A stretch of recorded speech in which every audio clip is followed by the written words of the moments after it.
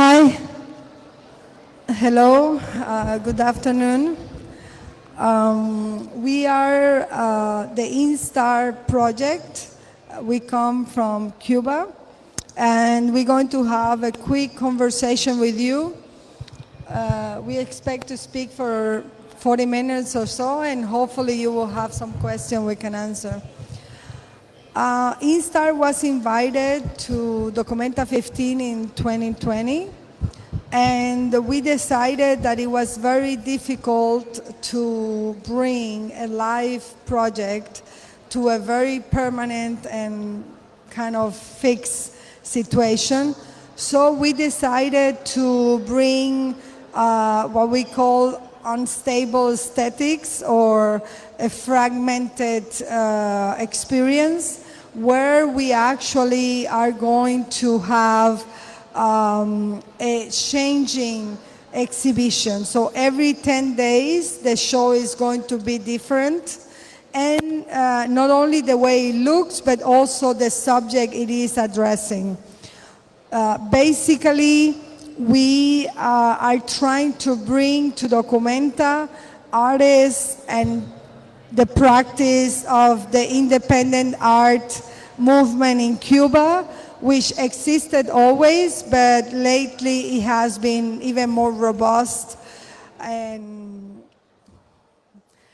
so we are here to talk about this project. And once we were invited, we decided that INSTAR was going to continue his program until today. So today INSTAR stops to work and move to Documenta.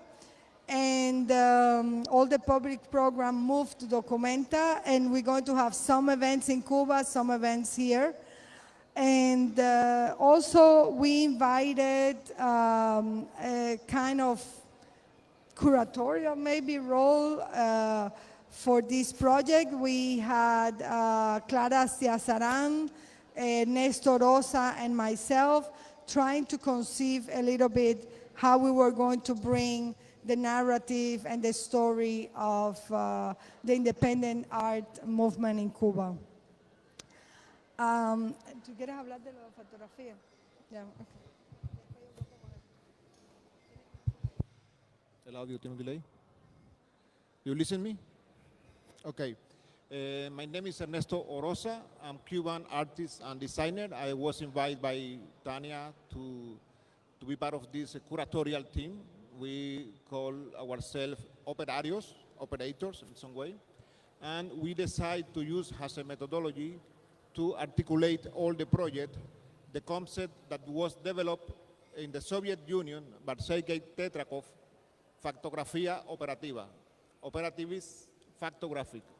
Then we decide to register the activities of INSTAR from the last 2 years and to bring this information to the place to have a collective conversation, to have a collective hermeneutic.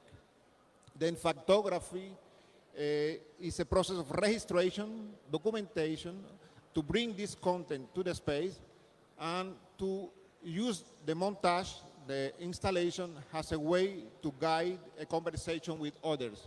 We was looking to engage with other artists, looking for solidarity, looking for support about what happened for the independent artists in Cuba today.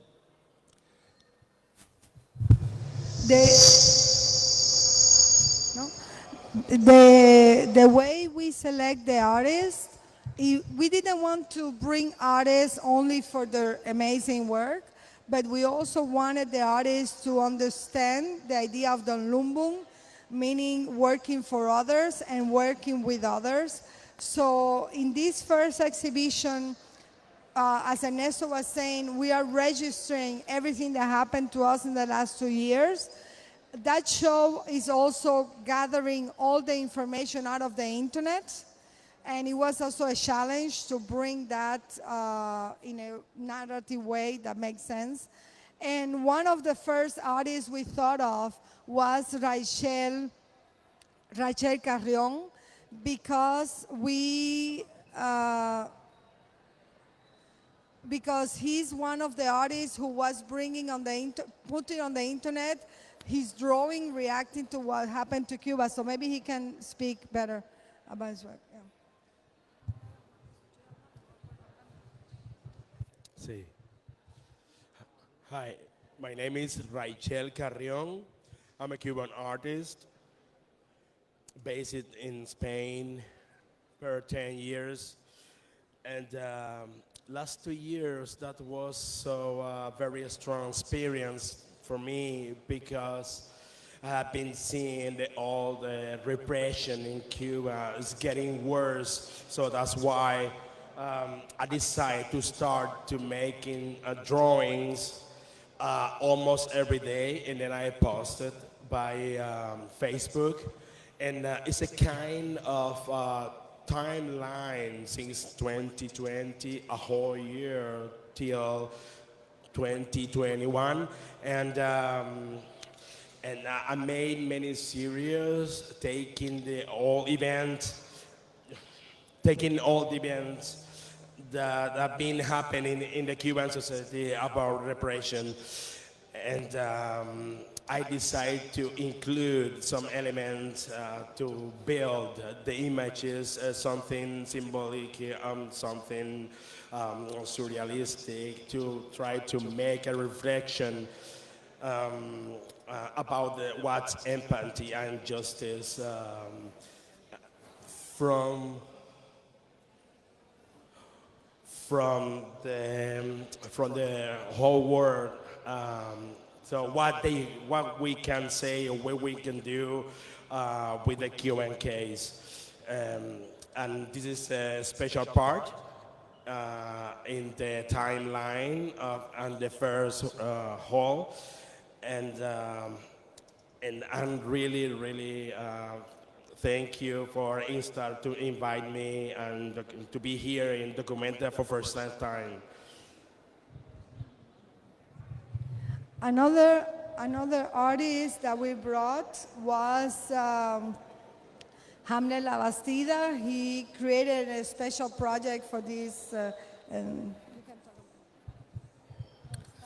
Yes, I don't know how to speak if you hear because there is a lot of echo. I don't know if it's even better to speak like that. I don't know. But anyway, uh, I I have a project which is part of the murals. Here we have a mural of Carlos Cardenas, a Cuban artist that basically started his project in the 80s. But my work is behind, is the mural which is making in dot tapes in the back of the. So the design that you are seeing there that looks like a very abstract design is the floor plan of the prison in Cuba. Is the Villa Marista prison, which is basically the main operative prison for interrogations, psychological torture, if we can call it like that, and even in the past was, and even in the present for physically violence, you know. And I am doing a series of work, I call it República Penitenciaria, so Penitentiary Republic. And I include this jail in which one I also was 3 months there. So more than the anecdotal thing to make the story of what happened there, I just wanted to visualize those dark areas, those dark holes of Cuban regime. Everybody understands that Cuba is full of light and color and everything, but also they are full of dark areas, full of dark holes. So I just wanted to arouse this idea, to bring it there, because my work also is about bringing those elements that are very characteristic from Cuba. And this is one of the characteristic and most emblematic element of Cubans that are involved in activism and politics, end up in a jail like that. It's a jail when people, journalists also end up, political oppositionists, artists like myself, and unfortunately it's part of also the idea of INSTAR, that is a kind of a archive, but at the same time, it's working in progress. It's very proactive in reality. So Villamarista is still also active, but at the same time, we are proactive. we are the proaction against that kind of actions. So it's excellent that Tania and INSTAR and this amazing group of artists that I know a long time ago, like Rachel, Ernesto, and Tania. I'm pretty happy to be here, and also thanks to the Castle team. Then the question you make, I think it will be more productive. So another project that we have is this mural that you see here. It's made by Carlos Rodriguez Cardenas. It was painted in Havana in the street through a project in 1988. Later on, it was covered, but we wanted to recover this because, and it says ways to march or to go ahead. And we want to rescue him because this was a kind of a mark in the city that we saw all the time when we were passing through this very well-known avenue. And it was kind of a very iconic and one of the few murals that existed in Cuba that were done not with propaganda of the government. We also have a room with this kind of an archive where we have the name of more than 260 artists who have been censored during the time of the so-called revolution. And the last room we have is an homage to the space called Espacio Aglutinador, which was the first independent art space in Cuba, and it's still running. It has been enduring a lot of pressure from the government to close, but they're there fighting and giving space to a lot of young artists.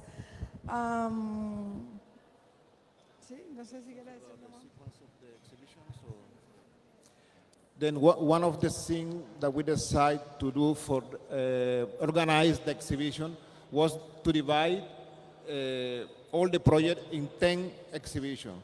Every 10 days, the space will change. Then people coming today to see this exhibition. When this person is meeting other person in the future, visiting this place later, we have another opinion about what happened aquí. And this is what happened in Cuba. Everybody has a different opinion about what happened in Cuba today, a fragmented opinion, mutilated opinion. And we want to bring this conversation and stimulate this conversation and try to bring different narrative and articulate the big narrative of independent practice in Cuba today. Then the first exhibition, Factografía Operativa, will be disinstalled in 10 days. Espacio Aglutinador will be there for 20 days. We were thinking a lot when we were invited to Documenta about the format of the exhibition, like what does it mean to exhibit, which ways we can exhibit, and we also added to the actual space an exhibition that is done through the 10 posters that were done to announce each show. And in these posters we put the works that were censored also, very iconic work that were censored. We also, well, that's it. I think we should open it to the public and maybe, see if you have any question. Or not. I want to say sorry for the audio. We are now, this is the first talk. Yeah, this is. Yeah, just to say sorry for the audio. This is the first presentation, and now we need to fix some conditions in the environment because it's very difficult with the sounds of the kitchen and everything. But if you want to talk, we can be more close. We can divide in groups if you want, and we can do the tour to the exhibition, and we can talk with you by person now if you want, okay? Yes, I just want to remind, because maybe you are not very aware sometimes about the situation of Cuba. Sometimes there are people that are very know very well about what is happening. But in any case, I want to explain a little bit one of the main ideas that we shared in conversation. So the idea is that, as Tania mentioned and Ernesto mentioned, people always have to say something about Cuba, but there are some preconception about what it is and what is happening. And there are many lectures and many layers of what is happening there. So the whole concept of exhibition, of the next exhibition that is going to be continue after these ones, is to break a little bit these stereotypes that we know about Cuba. This black and white image, this perception of socialism, this perception that the government throw up, but also that perception that from abroad are having about us. So we wanted to bring those narratives, those discourse that are the most relevant in the last 2 years, especially what are involved with the artist practices in their activism areas, but also by the political activism.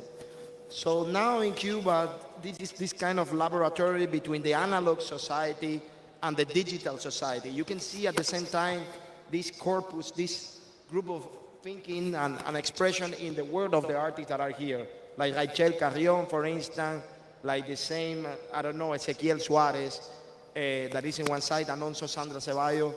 So this idea of artistic resistance, of cultural resistance, that was appropriated for many years by the Cuban government machinery, by the propaganda machinery.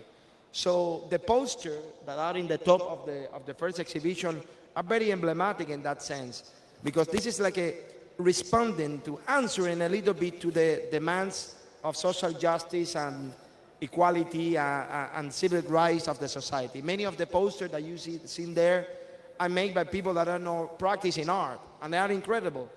So basically, this kind of progressive dimension is put there because there are many of them are anonymous, because the spontaneousness of people demanding the release of somebody that is in jail, like is the case of right now Luis Manuel Otero and Michael Castillo, which remain in jail. And you see this chain of solidarity. And this is something that it was a kind of the idea of laboratory of the years of the arte conducta, behavioral art of Tania, have it in the early 2002, 2003. And this is something that she tried to explore a little bit more focused to the activist practice in Cuba. That's why she's talking about civic alphabetization, or civic understanding, which is also a part of the idea of Hannah Arendt when she said that one of the main ideas is to prepare the non-totalitarian society for the future totalitarianism. So somehow what is happening is that we are from the totalitarian society, we are preparing probably you for the future of totalitarianism. But anyway, probably Tania have more even to say about that. And just wanted to make the links of which this kind of conversation. Another idea that we had with the project was to bring artists who have been, obliterated, who have been censored. Not all of them, but most of them have. And it is a way to remember that there is a history that is hidden in Cuba. There is an art history that is still to be told, which is not official history. But also to remember that as we speak today, as we are here in Kassel today, there are more than 1,000 people in jail for going to the street saying freedom, just that word. And some of them are underage who have been condemned with more years in prison than the year they have lived. And we also have artists like Luis Manuel Otero Alcántara and Abel Lescay and Michael Osorbo, who are being condemned 2 years in prison. We are waiting for the sentence, but they have been in trial, very unfair trial, where they barely had the right to defend themselves just because they are free artists, because they want to defend freedom of expression.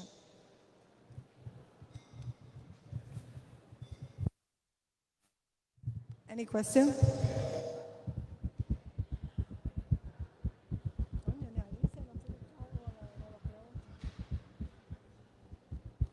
Bueno, entonces se acabó.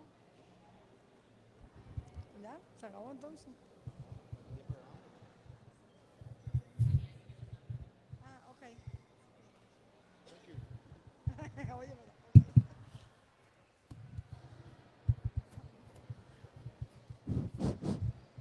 Somehow, yeah.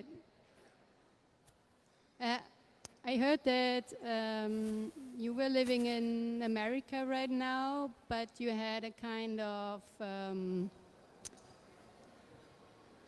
I don't know how to say, a discussion with the state that some artists get free when you leave. Can you tell a bit about that? I think right now in Cuba we had recently one of the biggest immigration wave, and it is caused by the government because the government, first of all, they put these condemned sentences that were so strong that some of the people who were in those demonstration were afraid and left the country because they had kids but they were the mothers of the people who protest. So it was a big immigration wave. And that also included a lot of artists and intellectuals that were really put in a situation of extreme where they had no other option than to leave the country. There is the case of, for example, Ana Meli Ramos, who is an art historian, and she tried to return to Cuba, and the government didn't allow her even to be on the plane. And this is putting Cubans in a situation of vulnerability outside of the country. If you are inside, you're going to be sentenced to 10 or 20 years in prison. And if you go outside, they don't let you go back, and then you become an illegal immigrant. So this is not by chance. This is a very well thought design to make people who protest or who fight for their rights vulnerable, whether inside or outside the country. And in my case, I have been told many times to leave the country. I say no. But then 11th of July happened, Hamlet was in prison, we had a lot of people who were part of the 27N movement, which I'm part of, in prison. So through another activist, I called them, she called them and they came to the house, and I said that if they want me to leave, they say, yes, please, when are you leaving? And I said, well, as soon as you liberate all these people, and I gave them a list. The list was super long. They only released around 24 people. They promised me that he was going to be released only if I left. They did the same to Catherine Bisquet, who was the girlfriend of Hamlet. So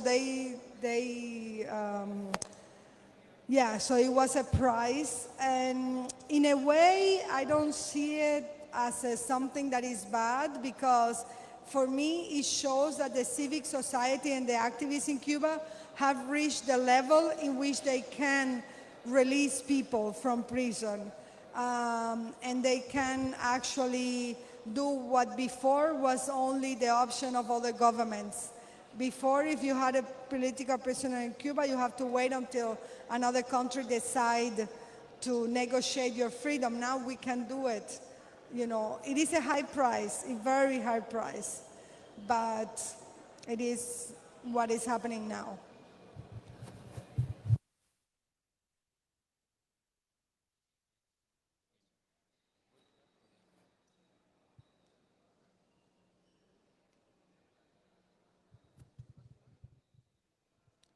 Okay. I will first congratulate you for the great job that you are doing. My question is the following. I don't know if you are doing this only in Germany or in other countries, I don't know. But I want to ask why if it's not the case that you are doing also in other places here. What is the point? Why did you choose to do it in Germany and especially here in Kassel?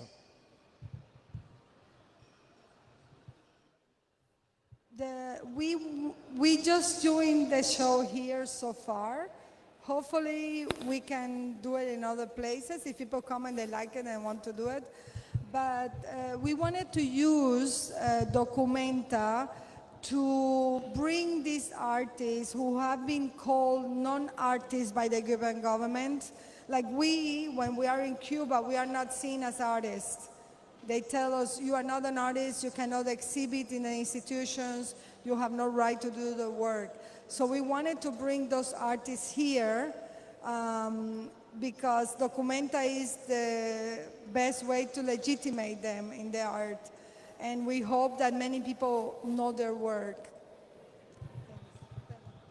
Well, the thing is, to answer your question, to make a little bit of history, because I love history, so INSTAR, the Institute of Art, Business and Hannah Arendt, was working in Havana during many years. We have the same thing, with maybe less people that are here, because people are afraid to go sometimes. So it's a price to pay for doing that. So INSTAR was working, and there were workshops. There were workshops of INSTAR. There were meetings. There were secret meetings, open meetings. So it was something that was working. It's an ongoing thing. It's already happened like that in Havana, which is important, because bring basically the ethical and moral valor to really educate in civic rights and educate also in art and culture about that. So there is a long experience, at least in the size of what it was happening in Tegadillo, that is the house of Tania, with many people, many young intellectuals and different generations went there. So also because COVID was happening. But then INSTAR was moving more to the social networks, to the Instagram, to Facebook. So many things that are also the chronology of the events that were happening, and you can see in the first room, are part of this dimension in the digital dimension, how to express what is happening in reality in the streets of Cuba and also abroad. So the Cuban society at the same time is becoming more like also part of the world. So there is like a feeling of how can I say it? I forgot the words. That is ¿cómo se dice? Anyway, that is going beyond the border of the map. No, transnational is the word that I was looking. It became more transnational. So social network at the same time is doing this. But it's important to remark that workshops that were happening there, and hopefully will continue. Even if there are laws that now will not permit it, or would put basically a sword on your neck, because now there is a new criminal code in Cuba, which if you receive money for NGO or something like that, will put you in jail from 4 to 7, or to even to 10 to 11 years in prison. Yes, like in Russia, like in Cuban government is copying a lot of the strategy that the Russian Federation is doing. So I think I answered a little bit of your question, but this is just, I think, one of the way. This is taking this platform of the Documenta to show what is happening there and to create a debate about that. That's why it's so important that you make questions, because in Cuba we don't have this. You cannot have it in an opening like that. So questions are very important to know how is the feedback and how to rethink better the strategy that we can, because also we do this for our friends, not only in Cuba, but also for our friends abroad, is to create this kind of network of thinking.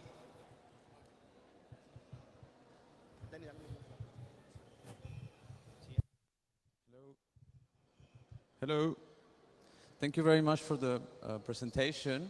I just wanted to have a parallel between the word Lumbung, because you are Lumbung artists. So I think that every artist that was invited to Documenta as Lumbung artist, like reinterpret this word and this and like put it in their vocabulary in different ways. Could you talk about how you relate to this term in your practice? And then second part of the question is about collective resistance, because that's something I'm seeing in this exhibition, and the network that you are creating or that is being put in place is also very linked to this term somehow, I guess, right, for you? I don't know. Thank you. Yes, I think we have in Cuba a long story about Lumbung. For years, Cubans was working together, confronting scarcity, finding resources together to put his work together in different places, different moments. Then we decide, one of the problems that we had when we started doing the project and start the conversation with the Ruan Grupa, the curators, was the use of the money in the context of production. This was one of the requests coming from them. If you are using this money in Cuba today, you can be punished by the law. In jail, yes. And we need to find, we try to figure out a different geographic limits for Cuba. There is a lot of Cubans living around the world, Miami, Madrid, everywhere, and we decide to implicate not only Cubans living there, but Cubans in other contexts. Then this conversation was all the time asking us, stimulating the conversation how we can correspond to answer to the request from the Ruan Grupa. Many of the projects that we are bringing here, like Espacio Lutinador, is we can say she was an avant-garde when she created this space. Maybe, I'm not sure everybody saw the exhibition, but there is a little drawing in the wall that was made by Ezequiel Suarez.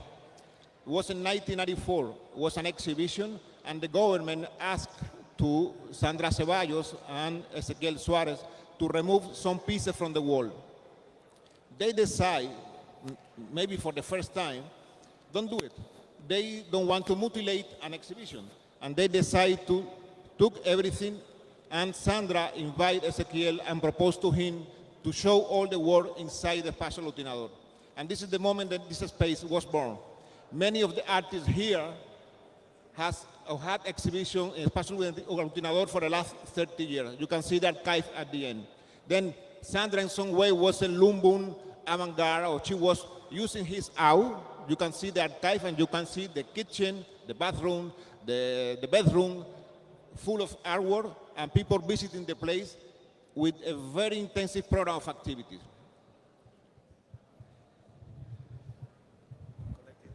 We also wanted to use our invitation to invite other collective, other groups.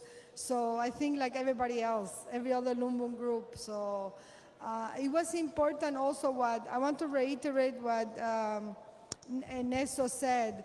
With other group, part of the budget was used to do projects in situ, like in their places, in their countries, locally. In our case, it's impossible. We cannot print posters. The posters we have in the show, we cannot print it in Cuba because we put in danger the person who is printing. We cannot do T-shirts. We cannot do almost anything. At this point, not even doing things in your house, because the decree 349 has made your private and personal space public space, where you have to ask permission from the Ministry of Culture to do activities like cultural events. So this is the state that we are. That was a little different from the other Lumbung. Everything else, I think we were kind of the same attitude. Yeah.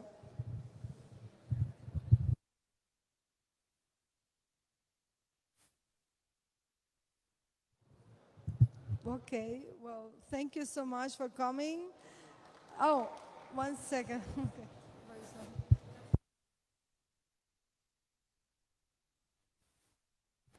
Sorry.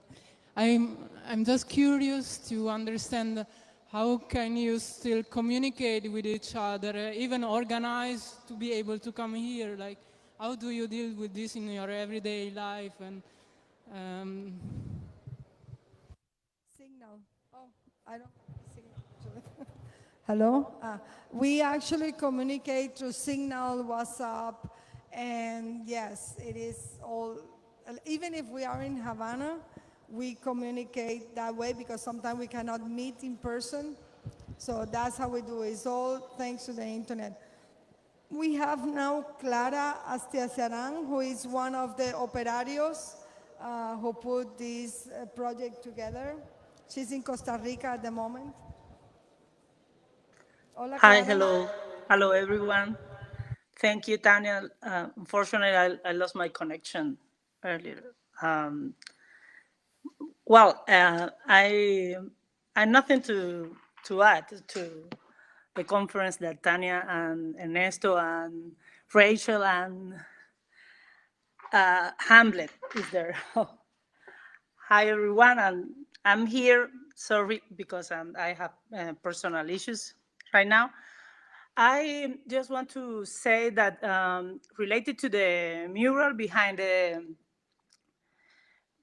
presentation, I was thinking that this mural is like a point of departure to tell our version of the story, because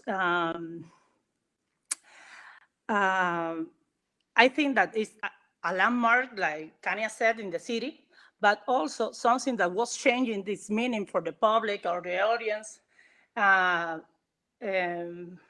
all over the years. At the moment that we as society noticed the revolution didn't move progressively, and instead of that, the situation remained static as the political the political way and sustainable in a social way, the mural was removed. And I was thinking that it's a point of departure about to tell our story in the show.